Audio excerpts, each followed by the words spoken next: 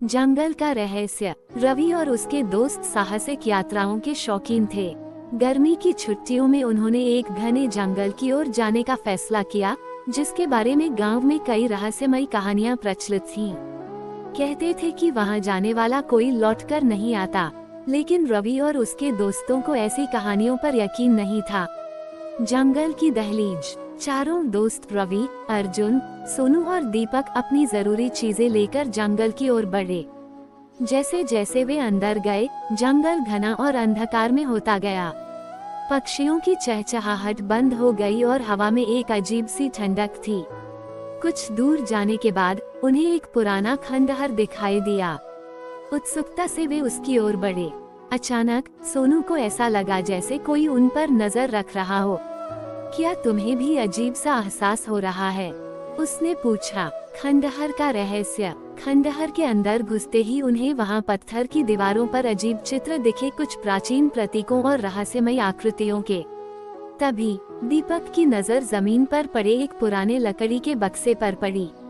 उसने झुककर उसे खोला तो अंदर एक चमकती हुई धातु की प्लेट थी, जिस पर किसी अनजान भाषा में कुछ लिखा था। जैसे ही रवि ने उस प्लेट को छुआ, पूरे खंडहर में गूंजने वाली एक गहरी आवाज आई, तुम यहाँ क्या कर रहे हो? चारों दोस्त घबरा गए और इधर उधर देखने लगे, लेकिन वहाँ कोई नहीं था। भयावह रहस्य। अचानक एक परछाई उनके सामने उभरी। यह एक लंबा, काले कपड़ों में लिपटा हुआ रहस्यमय आदमी था। उसकी आंखें लाल चमक रही थीं। उसने कहा, तुमने जिस चीज को छुआ है वो एक प्राचीन शक्ति है। इसे छूकर तुमने इसे जागृत कर दिया है।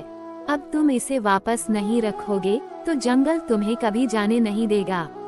डर के मारे चारों दोस्त भागने लगे, लेकिन जैसे ही वे खंडहर से बाहर निकले, जंगल की हवाएं तेज हो गईं और रास्ता धुंध में गुम होने लगा।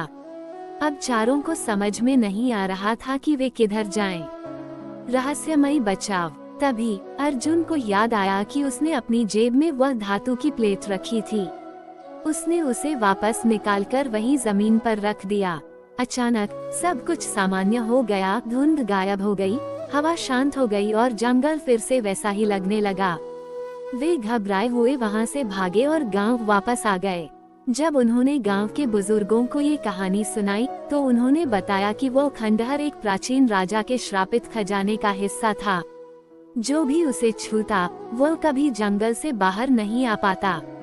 रवि और उसके दोस्तों ने कसम खाई कि वे फिर कभी उस जंगल में नहीं जाएंगे। जंगल का